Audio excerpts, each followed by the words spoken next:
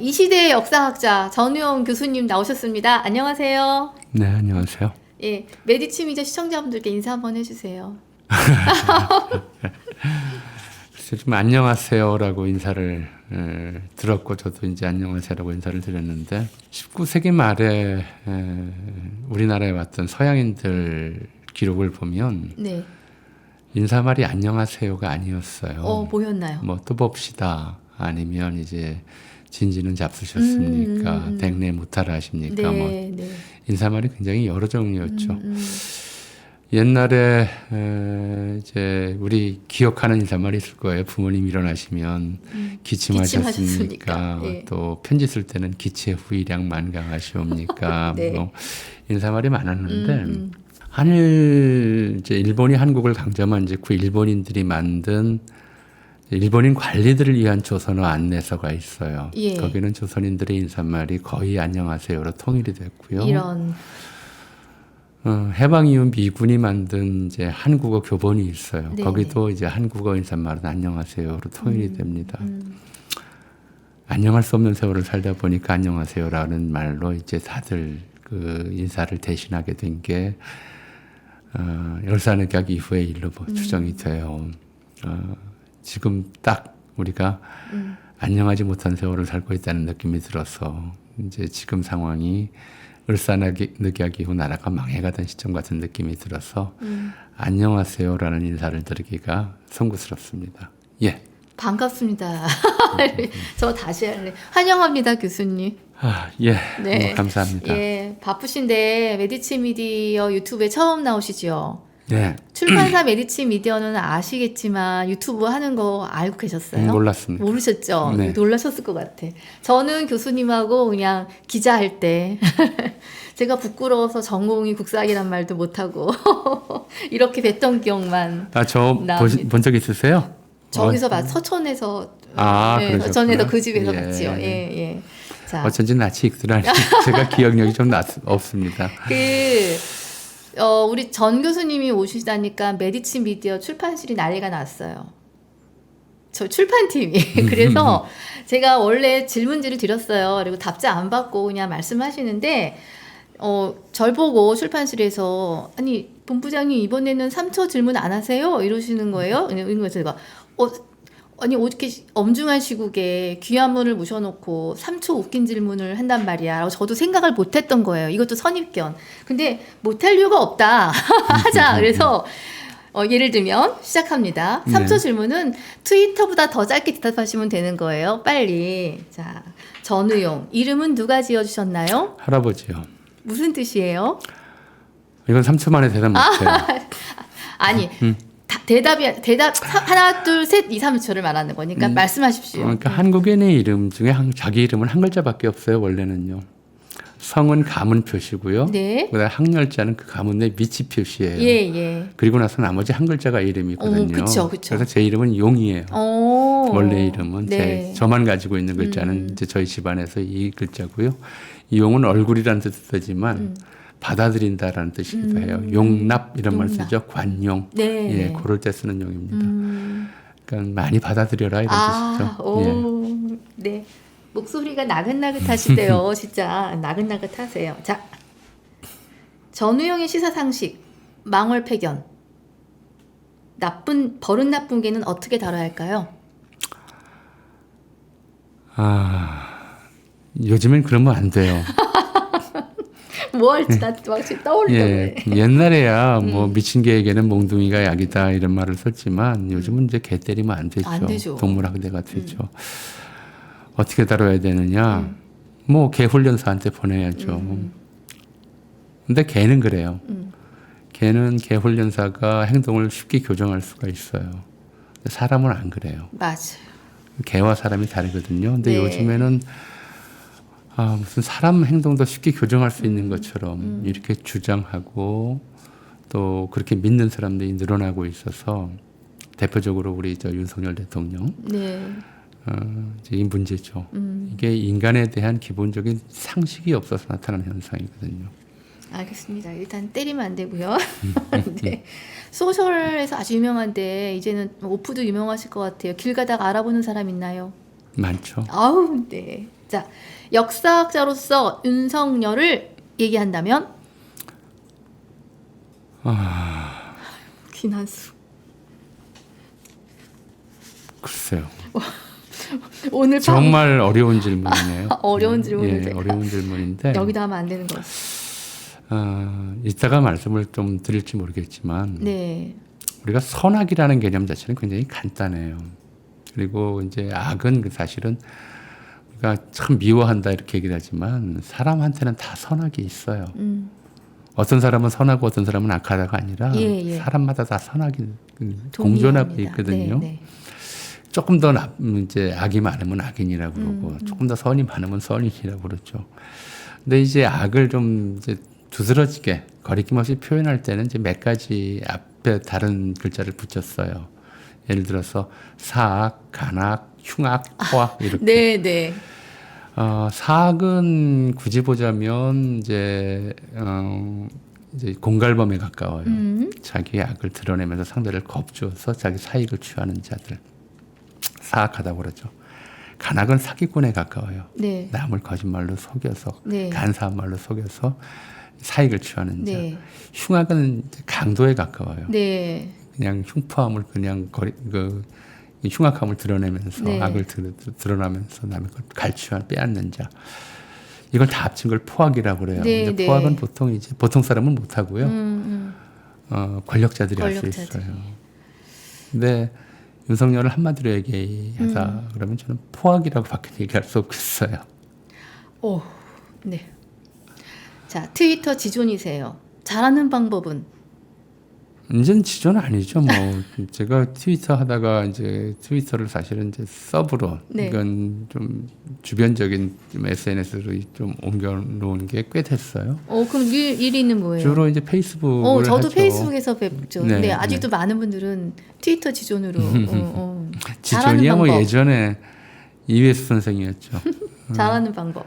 잘하는 방법은 예전에는 그랬어요. 지금은 이제 이걸 그냥 페이스북 거를 링크하는 게 보통이지만 하고 싶은 얘기를 140자 이내로 줄여라인데 정말 어렵더라고요. 네, 네. 그래서 나이가 드니까 140자 이내로 줄이는 그 고민하기 싫어서 가급적이면 이제 페이스북을 링크하는 방식으로 하고 네, 있죠. 네. 알겠습니다. 자, 윤석열 탄핵 조건 몇 프로 부족하다고 보세요? 30%요. 30%. 네. 자, 이거 이따 얘기할까요? 뭐 마음대로 하세요. 네, 30%. 자, 이종찬 강북회장 사퇴 이유가 나옵니다. 어떻게 생각하세요? 누가 사퇴해야 될지를 모르는 거죠. 이 반국가 세력, 국익에 반하는 자라는 뜻이잖아요. 네, 네. 누구겠어요? 네. 근데 이제 거꾸로 광복회장을 반국가 세력을 몰고 보훈부에서는 광복회 감사를 지금 검토 중이다까지 얘기가 나오고 있잖아요. 좀 분명해질 것 같아요. 그러니까 이제 반국가 세력이 누구인지에 대해서 우리가 좀 우리 국민이 생각할 기회를 한 번 더 줄 것 같은데. 예. 알겠습니다. 현 시국을 표현하는 사자성어 지금 딱 떠오르시는 것. 막무가내. 막무가내. 다음 대통령은 누가 될 것 같으세요? 모르겠어요. 지금 드린 거 저 오늘 아침에 우리 동료들이 주신 거 중에서 2개 빼고 지금 해드린 건데 우리 교수님 순발력 대단하세요. 이거 짧은 질문으로 해결이 안 될 것 같습니다. 계속 이어가도 될 것 같아요. 감사해요. 자, 이제 시작하겠습니다. 제가 일단 한 문단 읽어드릴게요. 일제는 자기 자신을 일본 군국 대본영이라고 했다. 그 대본영이 부활한 느낌이다. 일본의 극우 행동에서 한국을 하위 파트너로 설정하려고 노력했다. 윤석열 정권은 스스로 일본의 하위 파트너로 들어가려고 모든 노력을 다하고 있다고 본다. 일본의 잘못을 한국 정부가 돈을 들여서 홍보하고 일본 정부의 마음을 먼저 읽는다. 이런 행태를 용산 대통령실이 보이고 있지 않나? 이거 어저께 그 자리에 앉아서 조국 대표가 한 말이에요. 저는 그냥 오늘 교수님 오시면 이거에 대해서 교수님 또 어떤 생각을 갖고 계실지 여쭤보고 싶었어요. 그 30년대, 40년대 친일파들이라 우리가 친일파라고 부르는 사람들의 이제 정확한 담론이죠. 예. 우리가 지금 일본의 2등 국민 신세인데 1등 국민이 되기 위해서 노력해야 된다. 네, 네. 그러니까 일본의 하위 파트너가 되자는 얘기는 이따 말씀드리겠습니다만은 친일 세력이 100년 된 담론이에요. 100년도 넘은 담론이에요. 그러니까 아시아 최강인 일본 대동아공영권, 네. 대동아공영권에서 이런 거죠. 당시 일본이 대동아공영권이라고 하는 것을 설정하면서 1등 국민은 일본인, 2등 국민은 조선인, 나머지 3등 국민은 이제 그 밖에 이제 새로 점령한 지역의 민족 구성원들 이렇게 이제 나누는 거였어요. 그러니까 2등 국민이라도 그게 어디냐라는 게 네. 이제 이 친일파들의 하나의 좀 일관된 생각이었는데 지금 딱 그 모양으로 가고 있죠. 예, 예. 자, 제가 조국 대표의 어저께 발언을 읽어드렸으니까 혹시 우리 감독님, 전 교수님 페이스북 하나 되나요? 네, 전 이것도 인상적이었어요. 그 미국의 노예제에 대한 아주 신박한 해석. 네, 지금 화면 보실 것 같아요. 시청자분들은 저기 페이스북에 올린 거 기억하시죠? 노예제의 역사가 미국 흑인들에게는 축복이었다고 주장한 사람이 없는데 한국 뉴라이트의 두드러진 특징은 자기들이 물질주의, 반인도주의 부끄러움을 느끼지 못하는 점이다. 이렇게 하시면서 뉴라이트 역사관 짧게 설명 부탁드리고 왜 틀렸는지를 저는 오히려 왜 틀렸나? 짧게 말씀드리기가 굉장히 어렵죠. 네, 대다수가 뉴라이트 그러면 친일인 줄 알아요. 친일 뉴라이트 이렇게 붙여요. 그래서 네, 네. 뉴라이트보다 친일파라고 붙이자, 친일 매국이라고 부르죠. 뉴라이트의 더 근원적인 좀 숭배 대상은 미국이에요. 예, 예. 친일은 그 다음이죠. 일단 좀 하나의 예를 들어볼게요. 이완용 친일파라고 그래요. 네. 근데 본인은 친일파 아니었어요. 그리고 친일파라고 이렇게 단정하기도 어려워요. 이 사람은 유경공원 나와서 친미파로 미국 공사관 근무하면서 친미파가 됐다가 아관파천 이후 칠러파가 됐다가 러일 전쟁 이후 친일파가 됐거든요. 아, 계속 변신했습니다. 그리고 이제 죽을 때쯤 돼서는 조카한테 이렇게 유언을 남겨요. 나는 시세의 흐름을 잘 살펴서 우리 가문을 이만큼 올려세웠다. 네. 너는 앞으로 미국이 흥할 것 같으니까 네, 영어를 네. 배우더라. 그리고 지금 이제 이완용의 후손들은 대개 미국에 가서 살죠. 이 사람은 어떻게 친일파로 단정할 수 있겠어요? 자기 파네요. 그렇죠. 자기애가 강한 사람이고 이기주의자이고 기회주의자죠. 근데 자기 살려고 못된 짓을 엄청 그러니까요. 했잖아. 그러니까 이걸 말씀드리는 거예요. 네, 네. 이런 사람을 친일파로 하나로 단정하면 안 되는데 자꾸 친일로만 이제 이 반일 감정이 높다 보니까 친일로만 이제 국한해서 보는데 예. 뉴라이트의 핵심은 그러니까 뉴라이트란 말은 2004년 11월 달에 처음 나와요. 예. 우리나라에서. 네. 그리고 그때 동아일보 사설에 나오는데 뉴라이트라는 말을 쓰면서 이것의 특징을 규정한 것이 미국식 신보수주의, 네오콘이죠. 정치적으로는 신보수주의와 경제적으로는 시장중심주의다라고 네, 얘기를 해요. 네. 그러면서 이제 뉴라이트에 대한 기대를 어떻게 표명하냐면 그동안 이제 보수우파는 이념이 없이 냉전 이데올로기에 이제 아직도 뭐 냉전 체제가 해체된 게 언젠데 네, 네. 냉전 이데올로기에 매몰되어 있는 수구 냉전 세력으로 비판받아 왔는데 네. 이 시장 중심주의가 새로 이제 그 추가됨으로써 이제 보수의 새로운 이념적 기반이 좀 잡히길 기대한다. 네, 네. 이렇게 이제 써놨었어요. 그때만 그게 이제 뉴라이트라고 하는 이름의 탄생 시초인데, 그러니까 당시 동아일보의 판단에 따르면 이제 뉴라이트라고 하는 것은 이제 신보수주의라고 하는 것이 뭐냐면 네오콘을 한다고 말씀드렸잖아요. 미국 단극 패권주의 하에서 네. 이제 미국의 이익에 반하는 국가들을 전부 당시가 언제냐면 부시가 바로 이란, 이라크, 북한은 악의 축이라고 했던데요. 네, 네. 악으로 이제 규정을 하고 미국에 협조하는 나라들만 이제 선한 진영으로 보던 그 이데올로기 하나 그대로 받아들였고 이건 뭐 옛날부터 있던 거니까. 그다음에 시장 중심주의는 박정희 경제개발이라든가 전두환때 경제성장을 칭송하던 사람들한테 좀 낯선 거였어요. 예. 경제개발 계획을 추진했잖아요. 그렇죠. 그런데 이때쯤 되면 신자유주의가 횡행하면서 국가의 경제 개입을 축소하고 작은 정부, 그렇죠. 큰 시장 이걸 예, 이제 강조하는 그런 이데올로기가 80년대 중반부터 이제 퍼져나갔던 거죠. 그걸 받아들인 거예요. 그런데 여기서 이제 굉장히 중요한 이제 뉴라이트 인간관의 본질이 좀 나와요. 네. 사실은 경제학적으로 인간 행위를 분석하면, 그러니까 시장에서의 인간 행태를 분석하기 위해서 가설적인 인간상을 좀 만들어요. 가설적인 인간성이 어떤 거냐면 주어진 조건에서 자기 이익을 극대화하기 위해 합리적 선택을 하는 존재. 이완용. 이걸 이제 경제학에서 설정하는 인간관이에요. 네, 네. 현실적으로 시장에서는 인간이 그렇게 행동해요. 네, 그렇죠. 시장에서는. 네, 근데 그렇죠. 인간이 사는 공간이 시장만 있는 건 아니잖아요. 경제학은 시장에서 인간 행태를 분석하기 위해서 이런 가설을 세워놨는데 이 사람들이 시장 중심주의가 되다 보니까 이런 인간형을 인간성의 표준으로 삼는 거예요.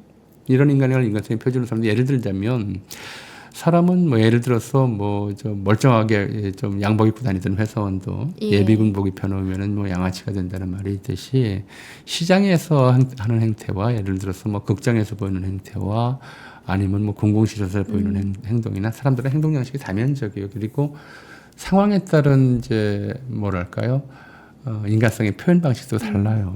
제가 뭐 여러 번 얘기한 거지만.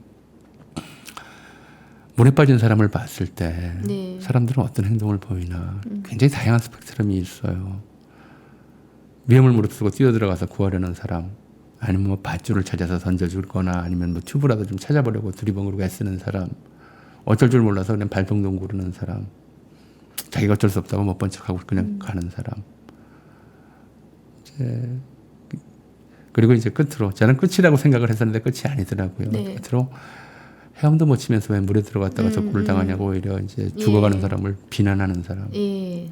여러 형태의 이제 인간형이 나와요. 그리고 인류는이라고 제가 말씀드렸어요. 우리만이 아니라 아주 먼 옛날부터 첫 번째 인간형을 의인이라고 불렀어요. 예. 왜 일본에서 지하철 선로에 떨어진 승객 구하려다가 목숨을 잃은 한국 청년이 있잖아요. 일본에서도 의인이라고 그래요. 네. 자기를 희생해서 공동체 구성원들을 살리려고 드는 사람. 이걸 의인이라고 부르고. 의병도 떠오릅니다. 네. 그렇죠. 그래서 우리가 의사라고 그래요. 네, 의사. 안중근, 윤봉길 의사라고 그래요. 이 사람들은 이제 일본의 침략으로 우리 민족 전체가 노예 상태에 빠졌을 때 그걸 구해보려고 안 되는 줄 알면서 목숨 걸고 거기 뛰어든 사람들이란 말이에요. 그리고 이제 마지막 유형 인간들은 참 나쁜 놈이라고 그러죠. 원래는 그래요. 참 어떻게 인간이 저럴 수가 있나 그랬었어요. 그런데 시장주의적 관점에서 보면은 마지막 인간형이 표준형이에요. 도대체 이 사람들은 모르고 이제 이걸 보고 주어진 조건에 따라서 이걸 이제 기회주의라고 불렀거든요. 자기 이익을 극대화하기 위해 이걸 이기주의라고 불렀어요. 이 기회주의와 이기주의는 옛날부터 악이었어요.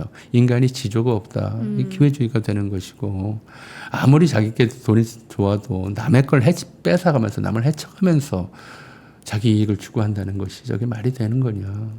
근데 이 뉴라이트 인간관 이런 이제 2000년대 중반부터 이건 뭐 배경을 설명하면 굉장히 길어요. 근데 이런 인간관을 가진 사람들은 기회주의를 현실주의라고 불러요. 이기주의를 합리주의라고 불러요.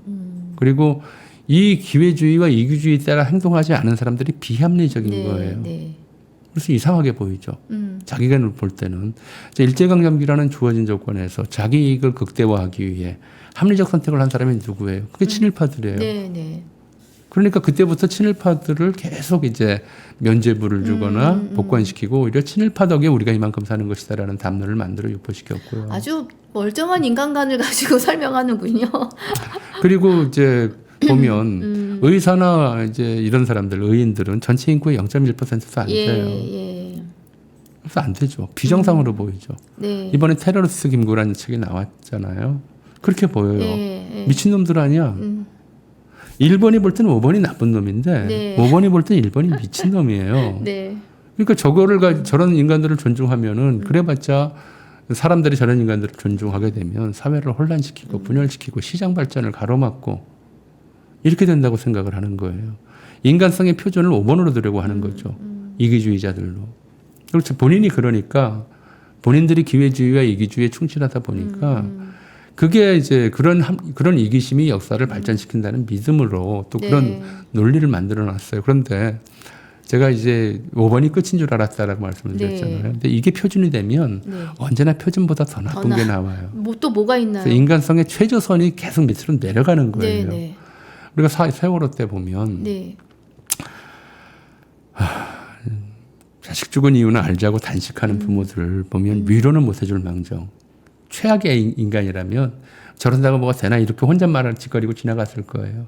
근데 이번에 집단으로 나와서 그 옆에서 피자, 치킨 냄새나는 거 시켜 먹으면서 네, 괴롭혀요.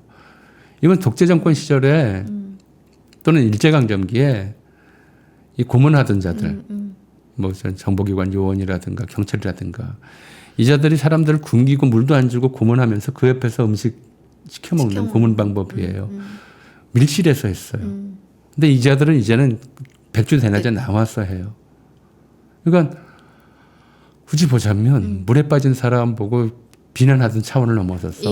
물 빠진 사람한테 물에 빠져서 허우적대는 사람한테 돌 던지는 자가 나오는 거예요. 그러니까 인간성의 최저선이 계속 내려가고 있다. 네. 그러니까 뉴라이트 의식의 확산은 또는 저런 식의 인간관은 그 자체도 나쁘지만 네. 더 나쁜 인간들을 만들어내고 있고. 자, 저는 더 나쁜 인간의 최근에 가장 가까운 멘트가 이 중일마였던 것 같아요. 이게 가당키나 한 어머 축약어가 이렇게 입에 탁 붙을 수 있다는 게 중요한 건 일본의 마음이다. 이거를 안보실장이라는 사람이 기자회견에서 그럼 아직도 저희 더 나쁜 얘기는 인간들이 많이 남아 계시는 것 같아요. 나쁘다기보다는 이제 굉장히 오래된 좀 노예 의식이에요.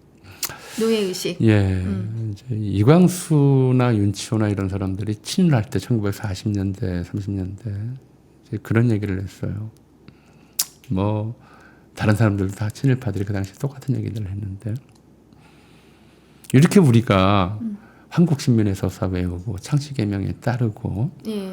그래도 여전히 차별이 남아있지 않느냐. 참정권도 없고 의무교육도 안 주고 그렇죠.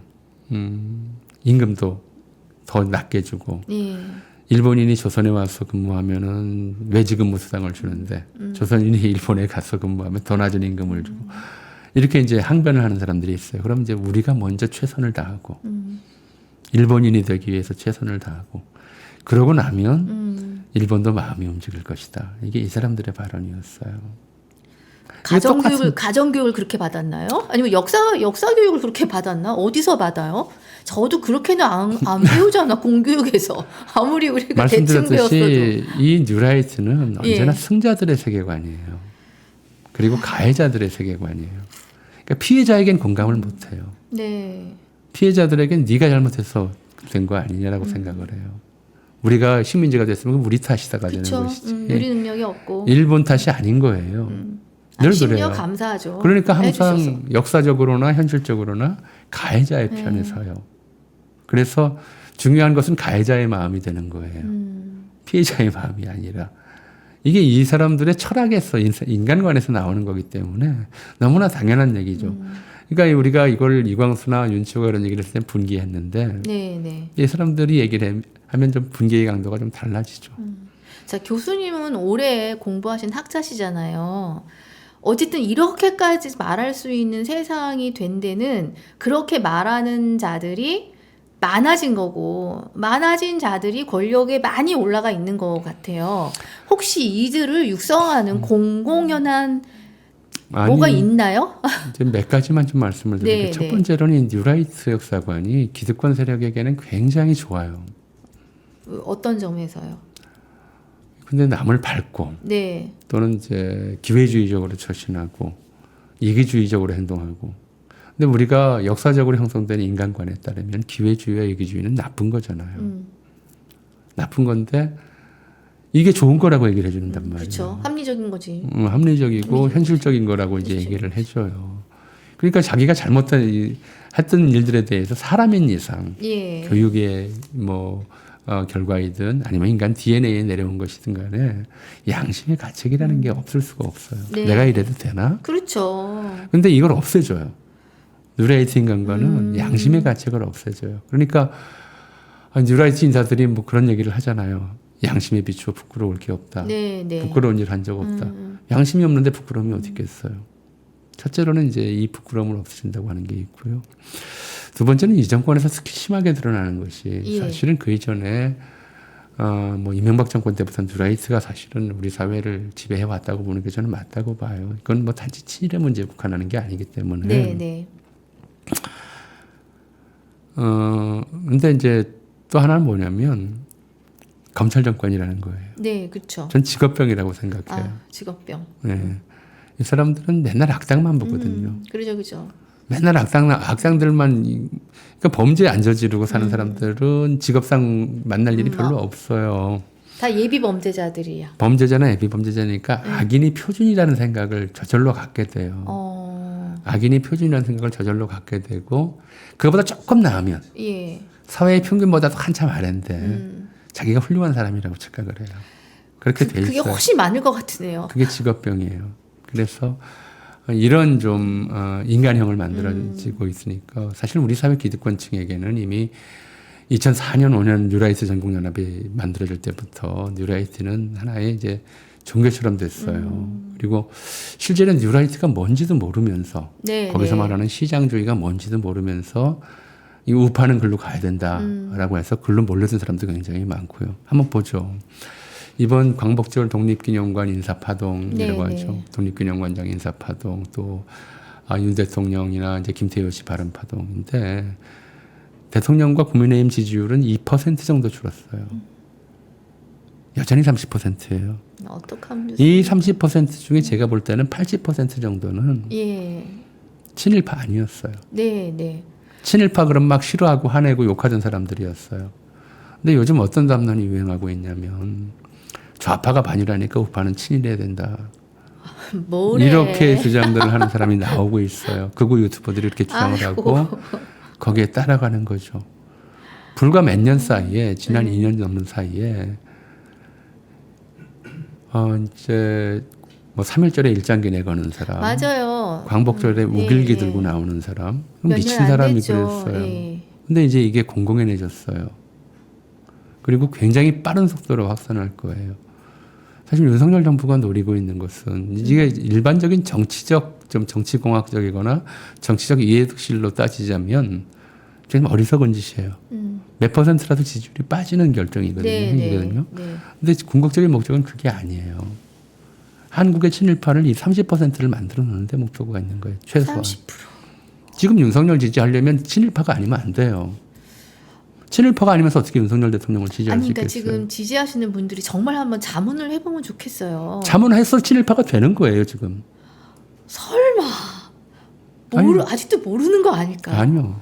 그래서 이제 김구 어떤 일이 벌어졌냐면 이승만 이제 뉴라이트에서 이승만 숭배하면서 이승만 책을 내면 부자들이 사서 돌려요. 예. 이번 테러리스트 김구도 상당히 많이 팔릴 거예요. 네, 네. 뉴라이트가 사서 돌려요, 무료로. 많이 팔아주는 거죠.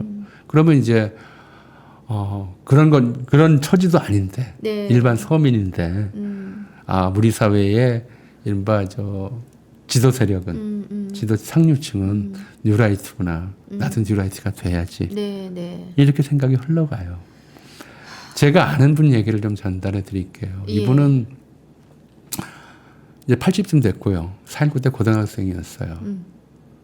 그래서 그동안에는 평생 그걸 자랑했대요. 내가 4.19 때 목숨 걸고 데모한 사람이야. 이승만 물러나라고. 근데 최근에 말이 바뀌었다는 거예요. 뭐라고? 이승만 훌륭한 분이고 그때 우리가 철이 없었다. 어떻게 그럴 수가 있나 싶은데 이 사람은 윤석열을 지지하는 현실의 자기를 긍정하다 보니까 과거의 자기를 부정해버리는 거예요. 근데 그런 사람이 생각보다 많아요. 예. 제가 지금 윤석열 대통령 지지율이 2% 정도 떨어졌다 여론조사 결과 이렇게 나오는 걸 보면서 좀 암담하다고 느낀 것이 이제 친일이 애국이다. 예. 믿는 사람이 30%가 되고 있다. 친일이 애국이다가 아예 진짜 대놓고 나올 상황이 나온 거나 마찬가지죠. 이미 나온 거예요. 예. 사실 정말 몇 년 전까지만 해도 그 정도는 대놓고는 못 됐던 것 같은데, 그러니까 하고 나면 수습하고 발언을 수습한다든가. 이번에 그 안보실장의 발언 그죠? 그 이진숙 방통위원장 발언이요.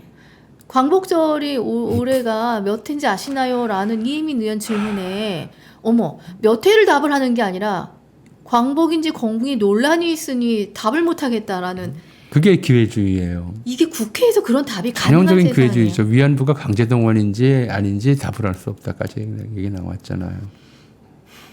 이게 이제 가장 기회주의적인 자기 소신이 필요 없어요. 기본적으로. 30%의 친일 양성은 왜 굉장히 이거는 정말 뭔가 힘으로 세력화될 수 있는 기준으로 보시는 거예요?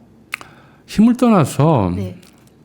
이건 하나의 시대 사조의 추세예요. 그리고 이런 하나의 시대 사조가 이제 제가 본 역사를 본 근현대사로 보자면 몇십 년씩 가요. 네. 그리고 이제 파국에 이른 다음에야 다시 반성하는 이제 이렇게 나오는데 왜 시대 사조를 보냐면 시장주의라고 그랬잖아요. 네, 네. 시장은 인간의 이기심이 가장 이제 적나라하게 발현되는 공간이에요. 네. 시장에서 물건을 일부러 비싸게 사는 사람 없어요. 없지요. 이제 어디서 세일한다 그러면 글로 달려가고 싸게 살려고 그러죠. 근데 시장만이 유일한 인간 생활의 공간은 아니거든요. 옛날로 보자면 1970년대만 해도 사람들은 시장 경험을 일주일에 한 번, 시골 5일장인데 매번 안 가니까 열흘에 한 번 그랬어요. 네. 그리고 이제 마을 공동체 단위의 뭐 경험이라든가 아니면 종교 시설에서라도 종교라고 해서 그때 종교도 다 달랐어요. 그러니까 기본적으로 좀 이런 예가 적절할지 모르겠네요. 뭐 이제 그 로마를 비롯한 네. 이제 유럽의 오래된 도시들 아니면 유럽 도시들을 그대로 이제 모방해서 만든 남미 도시들 가면 하나의 공통된 특징이 있어요. 거기에 이제 도심부에는 성당이 있고 성당 앞에 광장이 있고 있죠. 그리고 양쪽으로 이제 또 회랑 같은 건물들이 있는데 맞아요. 이게 일종의 이제 고대인들의 옛날 사람들의 이른바 이제 인간관 또는 이제 정치관에 대한 표현이에요. 그 앞에 광장은 공공의 모임이 이루어지기도 하지만 주로 시장으로 써요. 마켓으로 많이 써요. 예. 이기심이 발현되는 공간이죠. 그거를 성당이 눌러요. 네. 성당은 이타심을 권장하는 공간이었어요. 착하게 살아라. 착하게 살아야 천당 간다. 뭐 착하게 살아야 복 받는다. 이런 거 가르치면서 네. 배품을 강조하는 것이고 이건 사익을 강조하는 공간이었죠. 그리고 그 옆에 있는 건물들은 이제 법원이거나 행정청으로 쓰였는데 이건 바로 이제 이타심과 이기심을 조화시키는 공간이었어요. 공간에도 또 공간 그런, 자체가 이기심, 이타심, 쌍방의 조화라고 하는 이런 관념들이 있었던 거죠. 근데 그 이후에 예. 현대 사회에 들어와서 이제 노무현 대통령이 이미 뉴라이트가 등장할 때 그런 말을 했어요. 권력은 이미 시장에 넘어갔다. 자본에 넘어갔다. 시장이 대단히 빠른 속도로 확장을 하고 그리고 이제 오늘날에는 사람들이 손바닥 안에 시장이 들어와 있어요. 매일 시장을 접해요. 매일 최저가 검색하고. 네. 그러다 보니까 이게 시장형 인간이 인간성의 표준이다라는 말에 설득될 소지가 저절로 커진 거예요. 네, 네. 거기에 넘어가요. 그래서 모든 인간관계를 거래관계로 이해하고, 그죠? 모든 자기 행동을 이게 이익 여부로 판단하고, 그러면서 공동체나 공익이나 공동선에 대한 개념이 사라져 버려요. 이런 걸 얘기를 하면 네. 공동체적 책무를 얘기하면 이제 좌파라고 그래요. 네.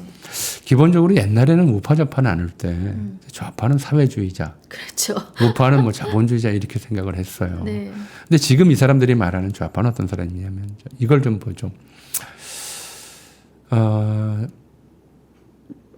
1890년대, 그러니까 19세기 말에 아담 스미스 경제학에서 얘기하는 시장론이 이런 거였어요. 자유주의 시장 경제가. 첫째, 시장 법칙, 경제 법칙과 도덕 법칙 사이에 아무런 관계가 없다라는 것이고요. 시장에 참여하는 사람은 무조건 자기 이익만 추구하면 된다. 시장을 지배하는 논리는 무제한의 자유경쟁이다. 그리고 국가나 공동체는 시장에 개입해서는 안 된다. 이런 주장들을 폈어요. 그야말로 시장 만능주의였죠. 네. 그리고 그런데 이제 아담 스미스만 해도 기독교인이었기 때문에 그 당시만 해도 19세기 말에는 인간 자체의 본성이 도덕적이기 때문에 가만 놔둬도 시장은 도덕적 균형을 잡아갈 것이다. 이렇게 생각을 했어요. 근데 20세기 말에 나온 신자유주의는 여기서 인간의 도덕성 문제를 빼버려요. 네. 그래서 신자유주의예요. 네. 윤석열 대통령이 이제 후보 시절에 한 얘기가 있어요. 없는 사람은 부정식품 이하라도 사 먹을 수 있게 네, 해야 한다. 맞아요. 원한다면 최저임금 이하로도 일할 수 있게 해야 한다. 원한다면 주 120시간이라도 일할 수 있게 해야 한다. 이게 뭐냐면 이 아담 스미스 자유주의는 이제 1929년 세계대공황, 1939년 2차 대전을 겪으면서 파산했어요. 이대로 가면 인간이 멸망한다. 인간성 자체가 극악하게 빠져들어간다. 그리고 그 극악한 인간성을 어디서 봤냐면 2차 대전 중에 홀로코스트에서 봤어요. 사람을 안 보고 물질로 취급하는 거죠. 거기에 대해서 인간이 반성을 했다가 이제 그 반성의 방식들이 여러 가지로 나왔지만 이제 1980년대 후반에 사회주의 체제가 몰락하고 나면서 자본주의에 대한 견제 이론이 사라져 버렸어요. 네. 그러면서 이 제국주의 시대를 미화하고 합리화하는 이론이 다시 튀어나오는 거죠. 그런 속에서 이제 시장 자체의 발전이 네. 곧 역사의 발전이라고 하는 좀 경제학적 담론이 나오고 시장의 확대 발전을 위해서 이 벌어진 일들은 다 합리화하는 그리고 이런 속에서 시장 중심으로 놓다 보니까 근데 시장은 재화의 생산과 유통이라고 하는 공간이잖아요. 거기서 인간 행동도 그렇게 보다 보니까 인간을 물질로 봐요. 물질주의적 인간형이 만들어지죠. 그럼 어떻게 되냐면 이제 뉴라이트 주장은 그렇게 해석하시면 돼요. 예를 들어서 일제강점기 우리는 이제 일본이 우리를 수탈했다 이렇게 얘기를 해요. 그 사람들은 그게 아니고 정상적인 시장 관계 소리가 수출한 거다라고 얘기해요. 네, 그렇게 얘기하죠. 징용은 강제동원이다. 노동자 강제동원이고 위안부도 강제로 끌고 갔다. 이게 사실이에요. 그래서 경험한 사람들의 증언이고요. 근데 이들은 그래요. 이건 자발적인 취업이고 그리고 위안부도 자발적 매춘이다. 네. 이렇게 주장을 해요. 여기에서 이른바 인간성, 인간의 인도주의적 원칙들, 시장 내에서 왜 우리가 부정식품을 팔지 못하게 하느냐. 그게 반인도주의라고 그랬거든요. 인간성의 최저선은 이래야 된다. 인간 생존의 최저선은 이래야 된다고 하는 이건 이제 도덕적 합의죠. 네. 한 사회의 도덕적 합의에 기초해서 그 합의에서 시장도 부도덕하게 예를 들어서 우리가 마약 시장 인정하지 않잖아요. 인신매매 시장 인정할 수 없잖아요. 시장도 도덕적 기초 위에 세워야 된다라고 주장하면 좌파라고 그러고 시장은 이런 도덕적 규제로부터 자유로워야 한다고 주장해야 우파라고 그래요. 그러니까 이런 시장주의에 빠져버리면 인간을 물질화해요. 스스로 물질이 되고요. 그러니까 우리가 저런 주장하는 사람들 보면서 저는 그래요. 저것이 인간인가? 우리가 이제 프리모 레비가라는 이제 유대인이에요. 아우슈비츠 수용소에 갇혀 있을 때 나치 독일인들뿐만 아니라 그 앞잡이가 되어서 유대인이면서 의시되면서 같은 유대인들을 이제 좀 학대했던 그런 유대인들을 보고 나서 쓴 책의 제목이 저것이 인간인가였어요. 그러니까 제가 말씀드린 표현대로 하면 인간성의 최저선, 그 밑바닥의 밑바닥을 봤다는 거죠. 제가 공부를 게을리하고 있습니다. 제가 뉴라이트에 대한 제가 들었던 설명 중에 가장 폭넓고 깊이가 있는 질문 하나 드렸는데 한 5개 질문 통과된 것 같아요. 자, 백 감독님, 그 사진 하나만 준비된 거 띄워주세요. 저는 지금 시장이란 단어가 한 99번쯤 나온 것 같아서 다시 한번 복기를 좀 하기로 하고 사진 나갔나요? 이 사진 지금 교수님 무슨 사진 나가고 있냐면 그 페이스북에서 올리신 용산 조선 총독 관저 설립했던 거 이거 교수님이 처음 올리신 거예요? 이거 지금 막 돌고 있어요. 그래요? 예. 사방에서 저는 요거는 윤 대통령이 취임하자마자 대통령실 용산으로 옮겼잖아요. 그때도 한번 저거 제가 소개한 적이 있어요. 제가 그때 놓쳤고 그래서 지금 그 보고 제가 순간적으로 용산이 그렇지 그런 곳이었지 라는 생각을 제가 이게 지금 의미 좀 그때 페이스북 간단히 올리셨지만 한번 설명해 주세요. 단상은 그때 뭐라고 쓰셨냐면 기억하세요? 네, 기억해요. 건물은 진즉에 사라졌지만 이 건물을 관저로 사용했던 역대 조선 총독의 정신은 여전히 이 땅을 지배하고 있는 듯합니다. 역대 조선 총독의 조선인 관료 인사 기준이나 현재 한국 대통령의 정부 기관 인사 기준이나 지금 이제 새로 신임 독립기념관장의 발언 중에서 문제 삼았고 있는 것 중에 하나가 일제강점기 조선인의 국적은 일본이었다. 많은 사람들이 고개를 끄덕이는 것 같아요. 식민지는 어떻게 손기정이 일장기 가슴에 걸고 베를린 올림픽에 나갔는데. 근데 해방된 다음에 제1조선인들 일본인이 아니었어요. 그래서 국적법을 개정해가지고 일본이 조선인은 일본인에서 뺀다. 이것도 아니에요.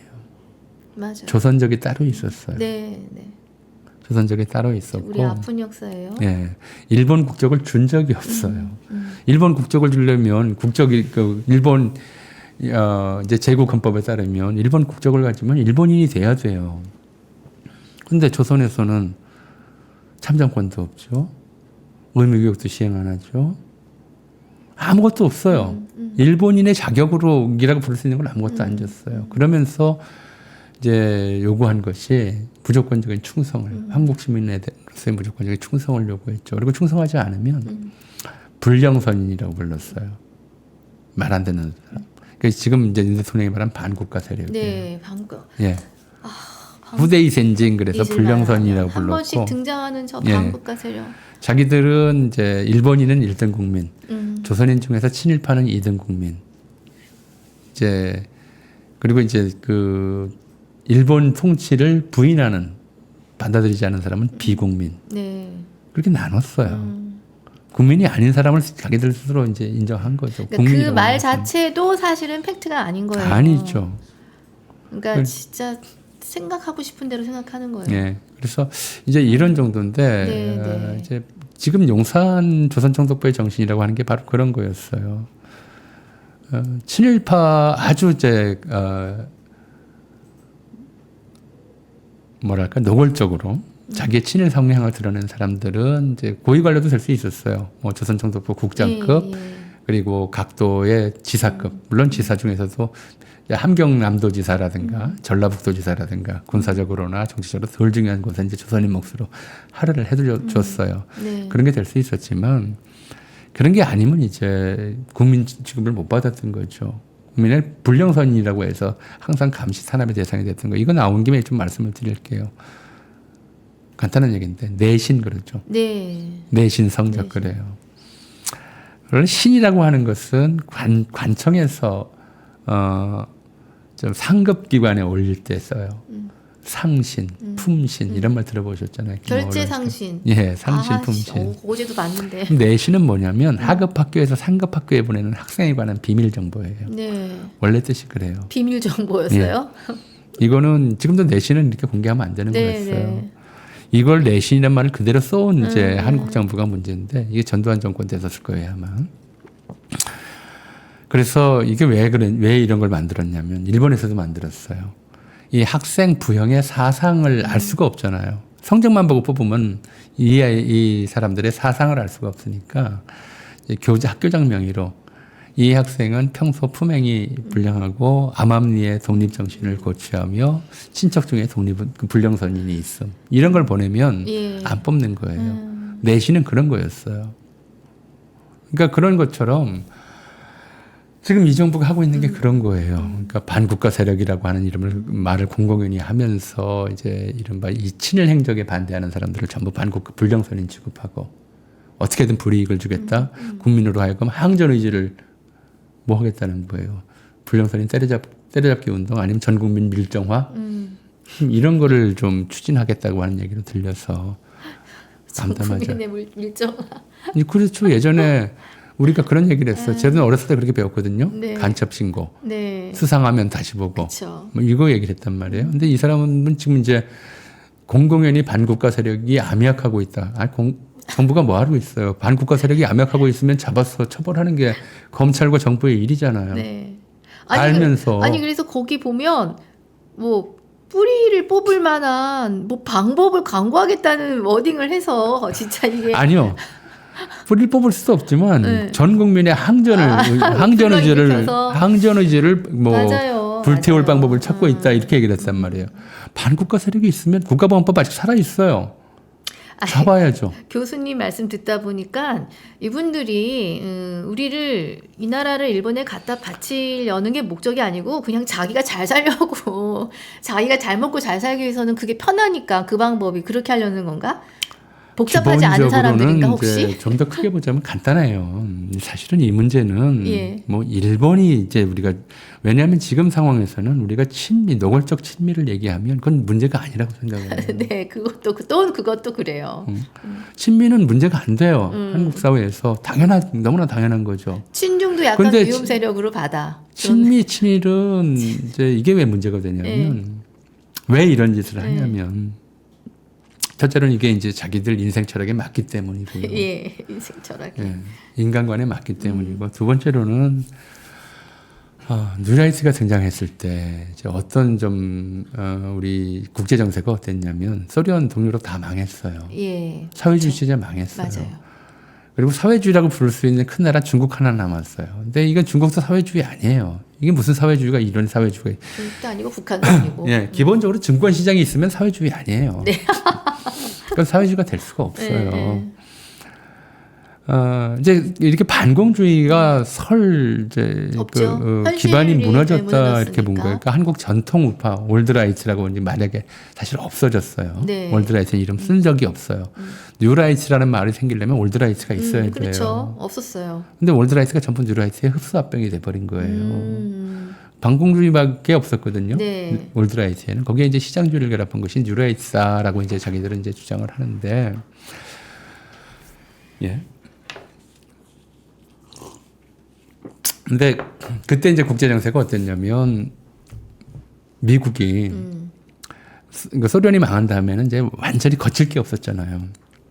거칠 게 없었어. 그러다가 1990년대부터 중국의 발전 속도가 눈부시게 빨라지면서 세계 2위 경제대국이 일본에서 중국으로 넘어가는 상황이었어요. 그리고 중국을 견제하는 것이 미국의 이제 전략적 목표가 되죠. 그러면서 이제 전 세계 미군의 전략적 재배치가 이루어지고 한국에 있던 주한미군도 서울에서 평택으로 내려가요. 이거 참 굉장히 중요한 일인데 이게 2004년에 같이 있었던 일이에요. 이라크 파병하고 뉴라이트 나올 때. 간단히 좀 말씀드리면 북한을 막으려면 미군이 서울보다 북쪽에 있어야 되잖아요. 그렇죠. 서울 이남으로 내려가서 어떻게 북한을 막겠어요. 맞아요. 원칙적으로. 그러니까 주한미군 재배치 그 당시에도 그런 논란이 있었어요. 특히 한나라당에서 그때 얘기를 했어요. 노무현 정부가 잘못해가지고. 예. 그게 2003년 5월 15일 날 합의였거든요. 주한미군 재배치가. 노무현 정부가 잘못하고 쓸데없이 자주성 이런 걸 내세워가지고 주한미군이 화나서 내려간다. 뭐 이런 얘기까지 할 만큼 서울을 포기했다 미군이. 네. 일종의 선동이었죠. 네, 네. 미군 입장에서는 북한이 문제가 아니라 이제 중국이 문제였던 거죠. 중국 포위 견제라고 하는 이제 계획이 이미 섰었고 거기서 가장 중요한 것이 한미일 군사 동맹이었어요. 네. 한국과 미국과 일본을 이제 하나의 부대처럼 묶어서 미군의 단일 지휘권 아래 두는 거였죠. 그러려면 한일 군사 동맹이 돼야 되잖아요. 네, 네. 한일 군사 동맹을 맺는데 그런데 안 되는 게 과거사 문제였어요. 언제나 그래요. 독도 문제와 과거사 문제. 그러니까 처음에 그 전에 이제 1990년대에는 일본이 굉장히 일본이 오히려 좀 적극적이었어요. 그래서 1993년 무라야마다마, 95년 고노다마에서 보면 식민지 지배에 대해서 통절히 반성한다. 아픔을 줬다. 네. 일본군 위안부, 당시 일본 정부의 책임이 있다. 인정한다. 여기까지 나왔었어요. 근데 한국은 뉴라이트가 나오니까 일본이 이제 뻗대는 거예요. 그렇죠. 저런 인간들이 있는데 자진해서 일본군 자발적 매춘했다는 놈들이 나오고 한국에서 자진해서 이제 친일이 너무나 당연했다고 하는 주장들이 나오는데 그동안 예를 들어서 지금 독립군정관장이 한 발언이나 김태우 씨가 한 발언을 일본 고위공직자가 했다고 그래봐요.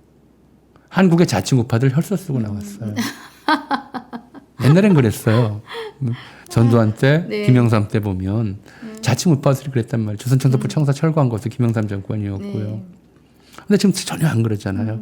한국인이 하면 뭐 그건 지당한 우파 발언이고 일본인이 하면 망발이고 좀 정신 분열증적 태도를 네. 보이는 거죠. 그런데 이것 때문에 결국은 한일 군사 동맹이 이제 미국의 전략적 요구이고 그동안에는 이제 이걸 위해서는 일본과 한국 어느 쪽이 더 양보를 해야 되느냐. 네. 처음에는 일본이 양보해야 된다는 거였어요. 미국 상원에서 위안부 결의안 통과시키고 이 노무현 정권 때까지만 해도 그랬었어요. 미국에서 통과됐단 말이에요, 위안부 결의안이. 네, 그랬죠. 네. 근데 뉴라이트가 나오면서 분위기가 확 바뀐 거죠. 그리고 한국 정부의 일방적인 양보를 요구하는 그런 상황이 돼버렸고 네. 윤석열 정부는 그 일방적인 양보를 빨리 하는 게 좋다. 그래서 저는 단기적인 목표는 이거라고 봐요. 임기 내에 네. 동맹은 이제 이미 국회 비준이 불가능한 상황이기 때문에 물 건너갔고 네. 연합군사훈련은 가능하다. 그래서 일본군 자위대가 한일 연합군사훈련을 어디 일본 가서 하겠어요? 네.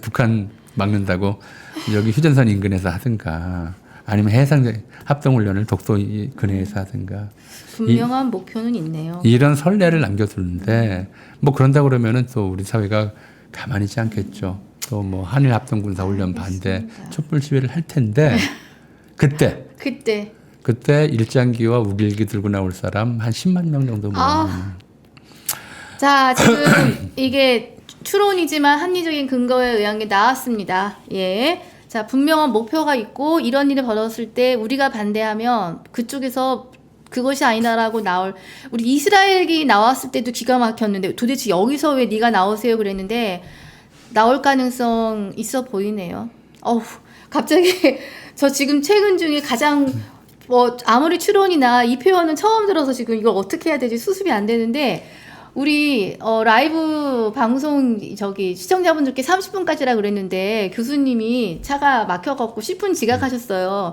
조금만 마무리하는 거 하고 끝나는 걸로 할게요. 아이고 이거 방법이 없을까요? 이거 어떻게 방법이 없을까요? 3분 얘기해 주시고 역사학자 이제 전우영 교수님 시민사회 한 말씀 해주시고 이렇게 해서 마무리하는 걸로 하겠습니다. 지금 같은 이제 건가요? 저는 네. 뭐 역사 학자로서 보자면 네. 추세가 그래요. 추세가 추세가 뭐냐면 한국 대중문화가 예 스타 의존 문화로 막 바뀐 게 벌써 몇십 년 됐어요. 됐죠. 팬덤 문화라고 팬덤 하나? 문화라고 예. 그러죠. 어떤 스타에 한번 꽂히면 그 사람이 뭔 짓을 해도 다 용서가 돼요. 지난번에 왜 어떤 저 가수 한 사람 음주운전 뭐 예. 기사 바꿔치기 했는데 그 팬들이 막 맞아요. 뭐 가수를 비난하긴커녕이고 가수가 뭐 잘못했느냐고 이제 오히려 큰 소리 치는 이런 이 현상을 우리가 봤잖아요. 이 정치에서도 나타나요. 네. 그러니까 자기가 생각했을 때 이건 나쁜 거다라고 생각해 왔었는데 그 나쁜 짓을 자기가 지지하는 사람이 한다. 그럼 그 나쁜 짓 자체를 긍정해 버리는 거죠. 그런 일들이 벌어지고 있기 때문에 이제 어떻게 돼도 네. 앞으로 한국 사회 내에서 30%는 이런 뉴라이트 사상 최소한 이제 기회주의, 이기주의, 물질주의가 인간의 본성, 인간 본성의 최종적 진화 단계라고 믿는 사람들이 네. 30%는 이제 상수로 자리 잡을 것이다. 네. 방법은 없어요. 이런 것들은 제가 알고 있는 역사적 지식에 의하면 정말 파국을 겪지 않으면 인간은 반성을 안 해요. 이게 전쟁이라든가 네. 공황이라든가 이런 참상을 겪어야 이제 반성을 하죠. 이 김영삼 정권 때 IMF를 겪고 나서도 그때 겨우 그래도 여전히 그 당시에 한나라당 신한국당이죠. 신한국당 지지율이 제일 높았어요. 단일 정당으로서는. 자, 뭐 겪어야 될 게 있으면 뭐 겪는 수밖에 없지요. 예. 어떻게 겪느냐도 되게 중요할 것 같습니다. 교수님 또 나와주세요. 아니 뭐 일단 너무 재밌어요. 제가 진행을 할 필요 없고 그냥 교수님 혼자서 이렇게 말씀하시는 거 제가 옆으로 듣다가 궁금한 거 있으면 가끔씩 질문하는 걸로. 시청자분들은 어떠세요? 동의하시면 얼른 댓글 남겨주세요. 정 교수님 또 부르라고 얼른. 뭐 없네요. 다행스럽게도. 네. 아니요, 나옵니다. 저 똑똑해지고 갑니다. 어떻게 해요? 더 모셔요? 네. 자. 예, 사적 유물론 강사 데려오는 게 날 듯. 저 정도가 됐다는 걸로 제가 받아들이겠습니다. 예, 사적 유물론까지 나가야 됩니다. 우리는 매주 나오라고 한마디만 하십니다. 할게요. 뉴라이트 자체가 유물론이에요. 예, 기본적으로 근원을- 인간조차 물질로 하는 그 뭐랄까요, 사상이라고 부를 수는 없고 네, 이념이기 네. 때문에 그야말로 유물론이죠. 그래서 저는 유물론이 그 뜻은 뉴라이트 아니요. 목사가 나왔다, 뉴라이트 승려가 나왔다는 걸 보고 좀 깜짝 놀랐어요. 알겠습니다. 자, 오늘 이제 곧 점심 시간이네요. 네, 자주 나와주세요. 진심이십니다. 매주 나와주세요. 또 나와주세요. 저희가 알아서 해결하겠습니다. 요거 끝나고 저희가 어떻게 해결하겠습니다. 네, 감사하고요, 교수님. 오늘 처음 나와주셨는데 저희 메디치 구성원들이 정말 열렬 팬이라고 꼭 전해달라고. 네, 사실 감사합니다. 마지막 질문 하나 남았어. 열받는 우리 국민에게 역사학도로서 역사책을 2권, 하나는 교수님 거, 하나는 다른 거 이렇게 추천해달라고. 저희 시청자분들은 책 읽는 분들이세요. 그래요? 메디치 미디어 책 하나 추천하고요. 뭐요? 뭐든지. 여기 뒤에 많이 있네요. 오, 혹시 한국인의 탄생 보셨어요? 저거 요새 장안의 화제인데. 장안의 화제긴 한데 네, 저는 젊은 우리 그래도 철학 전공한 역사학자 아니에요. 젊은 철학도가 쓴. 근데 책 소개는 제가 유심히 보고 좀 몇 장을 읽어봤어요. 근데 거기까지만 해. 네, 왠지 위험할 것 같아. 거기까지만 할게요. 네. 또 하나만 지금 떠오르시는 거 교수님 책도 괜찮습니다. 저거 강원국 선생 책이 있죠. 대통령의 글쓰기. 네. 알겠습니다. 저 책 예. 추천하고요. 제 네. 책은 잡동사니 현대사라고 있어요. 작동산이 현대사. 현대인이 왜 이렇게 변했나? 에 관한 이제 음. 물질과의 교감 속에서, 그러니까 물질주의 100여 개 관한 얘기예요. 예. 알겠습니다. 너구리 초대서 시간이 많이 지나서 여기서 마무리할게요. 우리 정말 귀한 시간 내주신 우리 정 교수님께 다시 한번 감사 말씀드리고 또 모시겠습니다. 시청자 여러분. 네, 감사합니다. 교수님 감사합니다. 네, 감사합니다.